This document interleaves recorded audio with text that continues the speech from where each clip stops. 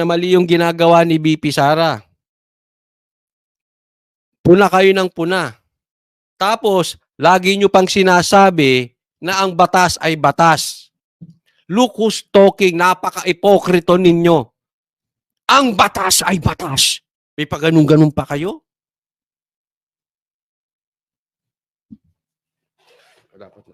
Dapat nakaganito. Ang batas ay batas. Bakit nyo kami kinu-question? Sundin nyo ang batas.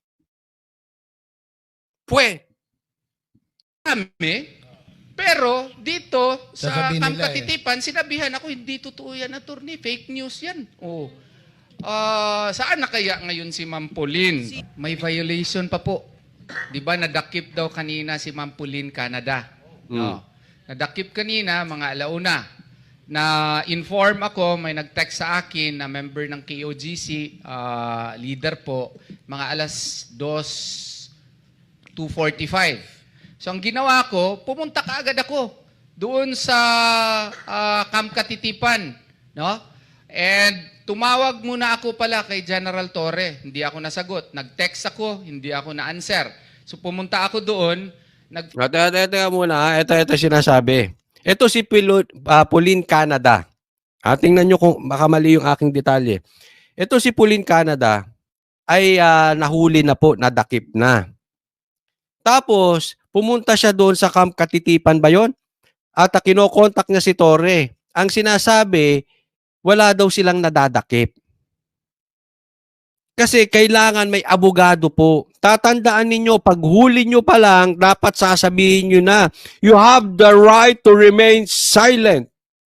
O, di ba? May mga paganong-ganon. You have the right to your lawyer. To have a lawyer, a representative. Ito, nagtatanong. Asa na si Pauline? Ito si Attorney Torion. Anong ginawa ninyo? Sinabi nyo walang nahuli. Pero nakareport na sa Camp Crame na nahuli. Tapos dinidinay nyo sa abogado. Itinatanggi ninyo may nahuli. Sir, nagmimistulang kidnapping po yan. Sabi nga,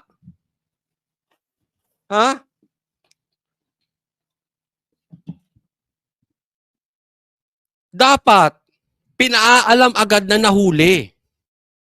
Ini-inform ang mga kamag-anak or informan lang ang abogado dahil ang batas ay batas. Sundin nyo ang batas. Nasa batas siya, mga animal. Batas-batas kayo. Ayan ang video, Sinusunod niya ba ang batas? Ba't nyo tinatago si Pauline Canada? At ang balita ko, sabi ni Sir Jason sa post niya sa Facebook, may namatay 2. Inosente. Ano kayo, diktador? Basahin natin. Para may ebidensya tayo, hindi tayo nagsasalita ng kung ano-ano. There was really no need for any raid drama of police in full battle gear destroying and desecrating places of worship and breaking the Constitution and the law and resulting in the death of 2 innocent civilians, inflicting physical injuries and traumatizing children, minors, and seniors. Ayan, pababasa ko sa inyo, ha? Paki-check nyo na lang mamaya. Wag ngayon, mamaya. Kay Jason sa, post niya sa Facebook. Di ba? Anong katarantaduhan pinaggagawa ninyo? Ang lalakas ng loob nyo magsalita na, ang batas ay batas, sundin ninyo? Sinunod nyo ba batas? Ba't ayaw nyo pakausap sa abogado? Asa na si Pauline Canada? fill up ako ng form because I wanted to confirm kung nandun ba talaga sa kanila. Hindi ako na-meet ni General Torre kasi wala daw siya. Yung kanyang secretary na pulis ang nag-meet sa akin. At sabi, wala kami nadakip. Wala kayong nadakip? Mga sinungaling kayo? Wala kayong nadakip? Ano yung si Pauline Canada? Multo? Tingnan nyo kasi sinungaling nito mga ito. Tingnan nyo kaka-fake news ng mga yan. Huwag kayong maniwala kay Coach Oli. Pero kung totoo yung sinasabi ni Atty. Torion, anong tawag mo sa kanila? Di sinungaling. Fake news. Tapos lakas ng loob nyo, batas ay batas. Sige nga, magbigay kayo ng komentaryo ngayon. Di ba hindi kayo makabigay ng komentaryo ngayon? Mga bugok kayo? Sigurado kayo? Wala kami nadakip, sir. Fake news yan. Ganun ba? Di nagsabi, nag-text din ako sa ating mga miyembro ko. Fake news daw yan. Hindi totoo. Attorney, merong video po. Hindi siguro alam nila na may naka-video. Pinapanood na ngayon. Oo. So, tinawagan ko na naman si General Torre. Alam nyo kung bakit? Kung walang video, lusot to. Alam nyo, sasabit kayo sa video. Tandaan nyo yan. Ano, sabi rito, balak extraordinary rin di. Ano yun? Kaya nga may hinuli ka, hindi mo pa alam. Tapos sasabihin nyo, fake news, hindi totoong may nahuli. Anong plano nyo? Patayin? Nagtatanong lang. Akala ko ba batas ay batas? Kung walang video, lusot kayo. Na-videohan. Ngayon, ayaw kayo magsalita. Ngayon nyo sabihin, ang batas ay batas. Ngayon nyo sabihin,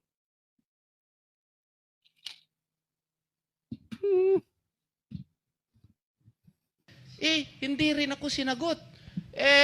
Natatakot na ako. Sabi ko, baka anong ginawa kay Ma'am Pauline? Maganda pa naman si Ma'am Pauline. Oo, magaganda pa naman ng mga taga kay OJC.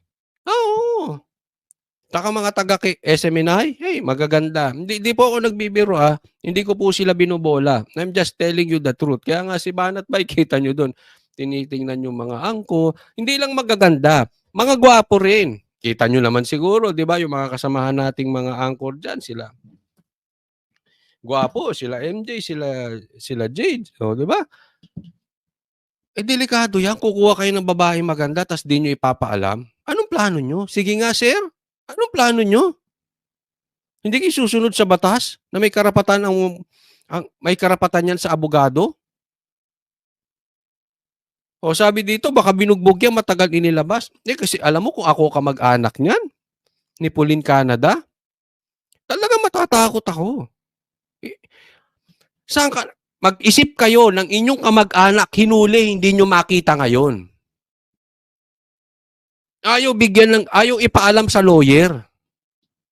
Tandaan nyo, alam yan na taga kay OJC. At alam, nalalabas at sisingaw yung baho na yan. Dahil may SMNI. Kung nagagawa nila yan sa may koneksyon, paano pa sa mga katulad nating ordinaryo? Pag malapit sa Duterte, nahuli, hulihin nyo yan, wala nang karapatang magkaroon ng abogado? Ganun na lang. Basta dikit sa Duterte, wala kayong karapatan sa abogado?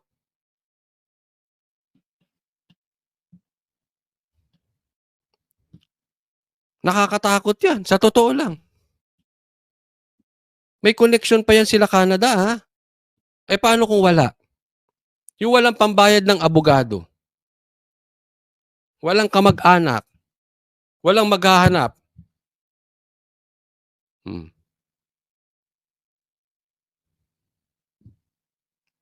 Sabi dito ni Gemma Rodriguez, Coach, tanggal suot talaga yung Ray-Ban. Natatawa ako sa iyo, sir. Baka sabihin mo, pinagmamalaki ko, yung Ray-Ban Hindi po Ray-Ban to. Ordinary lang po ito. Kasi wala tayong pambili ng Ray-Ban. Mahal ang Ray-Ban. Oo. Hindi ako nanghihingi. May komentaryo talaga. Oo. Hindi ako nanghihingi. Ordinaryo, wala tayo. Hindi natin kaya ang Ray-Ban. Pero okay naman to. Maganda naman. May tatak naman siya. Giordano. Pero hindi Ray-Ban. Magkalayo presyo nun. Tuloy tayo. Nako naman, At saka baka i-torture. Oh, ayan yung kotse ng We have the right pulis. to assume that because he is now under police custody and under Republic Act 7438, Section 2, any person arrested or detained shall at all times be assisted by counsel. Oh. Anong sabi? Ang isang arestado sa Tagalog na lang. Kailangan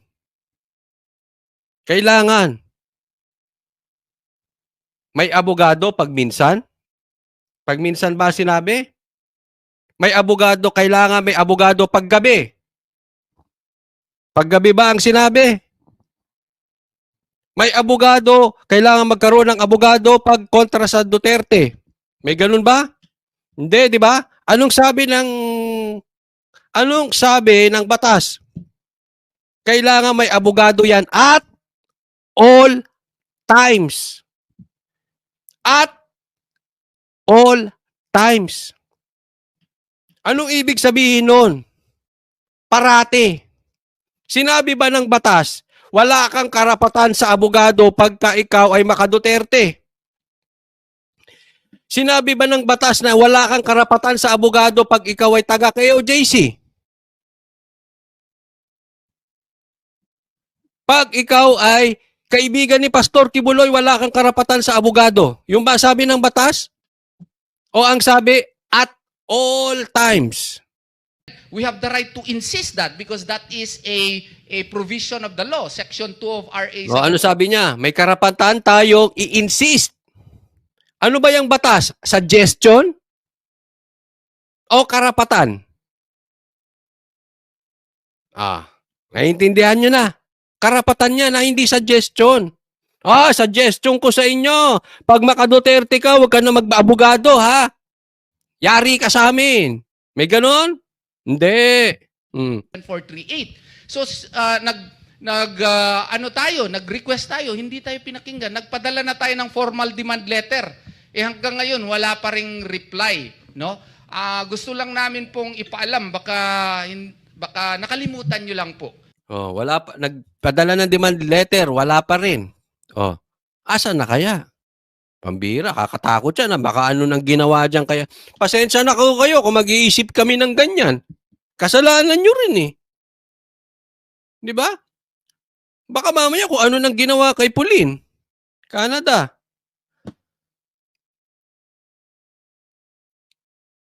Victoria Donato, shout out. No? Under Republic Act 7438, Section 4, any violation of Section 2 of the said law, no? Ang penalty po niyan hindi po 8 years imprisonment. Nako, delikado. BP Sara Duterte. BP Sara Duterte. Pag upo po ninyo, 8 years ang kulong neto. Yung hindi susunod sa batas na kailangan inilulutang ninyo ang mga nahuli ninyo at pinagbibigyan ninyo na magkaroon ng abogado. Sa katunayan, kung walang kakayanan ng isang tao, obligasyon, hindi yan ay walang kakayanan magkaabogado, ay ito ay wala ng obligasyon ang gobyerno. Sa katunayan, ang gobyerno ay may responsibilidad na bigyan ng abogado ang isang nahuli, ang isang akusado, kung hindi niya kaya magkaroon ng abogado. Gobyerno po ay may responsibilidad. At kung hindi, 8 years ang kulong. BP Sara, pag upo ninyo, etong mga ganito, ikulong ninyo, 8 years kulong. Tatandaan nyo parati. Si Marcos, maximum yan. Maximum, hindi pa nga natin sure. Pero maximum yan, 4 na taon na lang. Yung batas, matagal pa yan. Pag alis ni Marcos sa posisyon, yung batas nandoon pa rin. It will stay. Kahit sino mang presidente ang ilagay mo dyan, yung batas ay batas. Kaya sundin ninyo ang batas. Hindi ang presidente.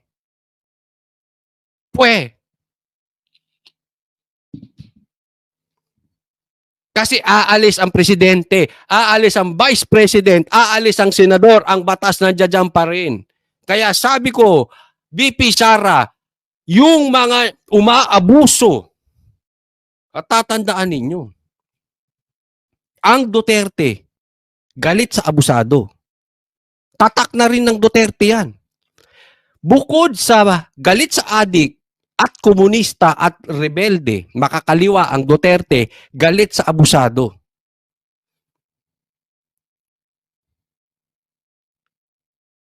Kaya, pag upo ng Duterte, please, ang pakiusap namin, apply the law. Yung mga nang abuso, yung mga nang baboy, sa batas ay batas. Ikulong ninyo. Galit po kayo, Coach Oliser. Hindi po, nagpapaliwanag lang.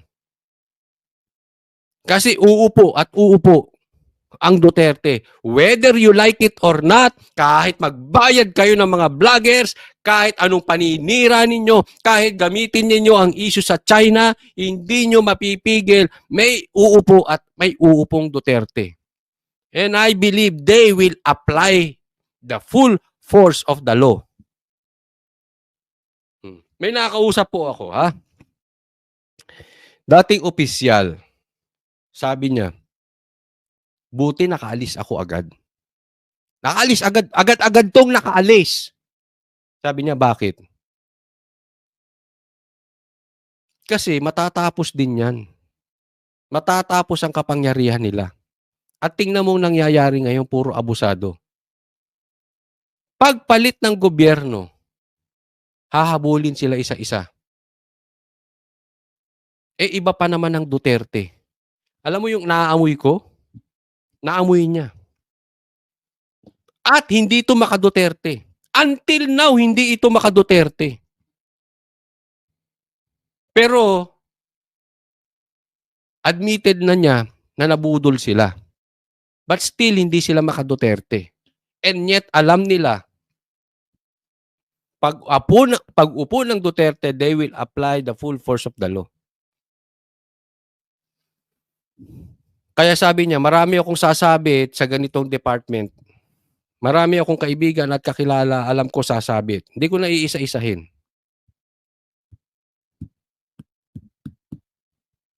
Hindi ko na babanggitin dito. Kakwentuhan na lang namin. Dati pong mataas ang opisyal na ito. Mataas na mataas po. Tuloy tayo. 10 to 10 years po. Oh. Yung pagtatago ng ano, Yung 8 to 10 hindi years. mo siya Natutuwa ako kay Jason sa ha. Seryoso yung iba, bumabanat eh. Tapos si Jay Johnson sa mga hirit niya, kakaiba eh. Alam mo, na-imagine ko si Jason sa aming grupo, parang pag nasa SMNI, parang si Banat Bay eh. Seryoso kami. Si seryoso. Tapos si Ka Eric, ganyan, parang ako yan eh, yung seryoso. Bubula bibig. Tapos biglang hihirit si Jason sa kakaiba. Oo. Pero nakakatuwa si Jason sa ang laki ng input niya. Talagang veteran broadcaster. Idol po natin yan. Siyempre, pati sila Ka Eric. Lahat sila. Pati sila Dr. Abadoy. Lahat naman po sila dyan. Ha? Malaki ang nagagawa. Kaya sabi ko, tuloy-tuloy lang nila. bigyan ng access. Yung 8 abogado, years. oo. Oo. 8 years imprisonment up to 10 years. May fine 6,000 pesos or a penalty. Tapos, General Torre, I hope you would not take General Torre, ha? Ina-address ka ni Attorney Torion. Baka mamaya Attorney Torion, ikaw kasuhan ngayon. Kaka-address mo sa kanila. this personally. May absolute perpetual disqualification pa naman yan. Na hindi ka na makabalik sa gobyerno. Isa pa yan. Bukod sa kulong, pwede kang hindi na makabalik sa gobyerno. At tatandaan natin, pag hindi ka nakabalik sa gobyerno, ay mawawala ang pensyon mo. Napaka-importante pa naman sa pulis ang pensyon. Hindi po ako nananakot. Pinapaliwanag ko lang yung sinasabi ni Attorney Torion. Binibigyan natin ng komentaryo na hindi habang buhay sila bongit dyan. Pero yung pensyon mo habang buhay ka andyan. Ah.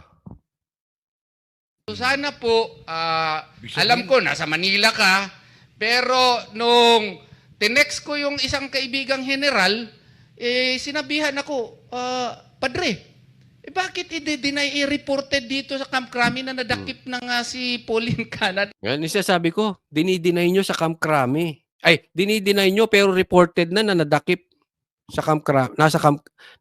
Reported na sa Camp Crame. Nandito yung Sabihin text sa na-report akin. na sa ano. Na-report na sa Crame, pero dito sa Sasabihin Camp nila, Katitipan, sinabihan ako, hindi totoo yan, attorney. Fake news yan. Oh. Hmm. Saan na kaya ngayon si Ma'am Pauline? Ano? Okay, you don't mind. Alam mo, si Bongbong Marcos is really his father's son. No, parang yung mga desaparecidos, parang ganun yung nangyayari. Malalim yung sinasabi mo, Dr. Rabado, ya. Yung si Marcos, si Bongit, parang yung tatay niya, ano? Yung tatay niya, pagkakakilala ng mga Pilipino, nasa libro yan, hindi po tayo nagbibintang. Nasa libro mismo sa eskwela.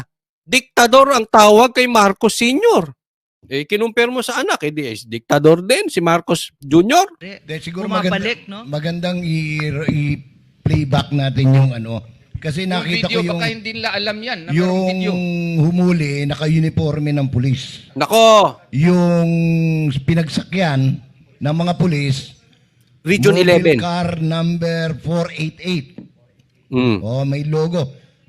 Pakipresya RM, ano yun? yan. Regional Mobile Force Battalion yan Field Force. Police Regional Office 11. So hindi pwedeng itanggi na hindi Region 11 ang humuli. At saka, Sabi ni Alex dito, correct Coach Oli, pag may pending case, no benepisyo. Di ba? Hanggang akala nyo ba kaya kayong protektahan ng presidente habang buhay? Pag nakaupo, tandaan ninyo. Yung ginawa sa Duterte na pinalibing na yung tatay nila. Tapos si Sara nag-giveaway pa as president. Tapos tinatraidor ang Duterte. Sinasabi ko sa inyo, pag upo ng mga yan, kaya akala nyo, kaya kayo ipagtanggol ng presidente forever? magandang sabihin na rin siguro sa mga nanonood, hindi po nagtatago yung hinuli. Nasa bahay siya hinuli. At saka may witness. So, hindi pwedeng sabihin nila na nagtatago. Ilabas nyo. Nasa mga bahay lang Hindi lang marunong yung mga nanghuhuli nung nakaraan. Kita mo? Kayo hindi marurunong. Nasa bahay lang yung mga yan So kung nasa bahay, ako may tanong, Sir Jay, kung nasa bahay lang yung mga yan, ba't hindi nahuhuli? Tapos pagkatapos magkaroon ng patong ang ulo, may reward money na 1 million, biglang nahuli. Galing na. Hindi ba kayo nagtataka? Nasa bahay, hindi nila mahuli. Tapos nagkapabuya. Biglang nahuli. Wow! Wow, Teng!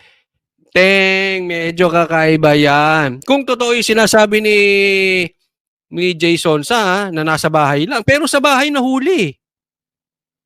Kasi yung mga yan, ang mga pulis may record yan kung saan tayo nakatira. Mag-apply ka ng lisensya, mag-apply ka ng baril, mag-apply ka ng kung ano-ano, idinideclare mo yung bahay mo. So alam nila kung saan ka nakatira.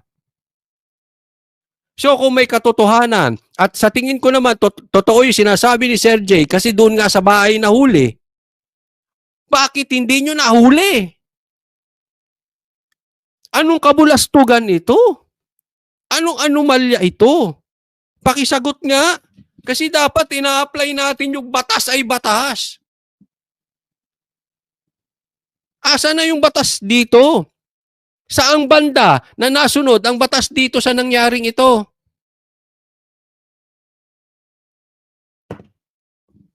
Tabobo. Iba pera sila, Sir Oli, sa bulsa nila diretso, hati-hati sila abalos. Sabi ni Garski, trabahong kriminal. Grabe. Antay lang kayo. Antay lang kayo. Nagsasalita na si BP Sara. Saan sila pabalik-balik, 5 beses lang bumalik dito. Ala naman dito yung inahanap nila. Hindi, medyo may kalukuhan ha. Pabalik-balik sila dito sa kingdom. Yung pala nasa bahay lang yung huhulihin nila. Alam mo, itong administrasyong ito, ang daming butas. Hindi mo talaga maintindihan. Habang nagsasalita sila, dumadami questions. Hinahanap nyo sa kingdom, nasa bahay lang pala. Anong klaseng intel meron itong mga ito?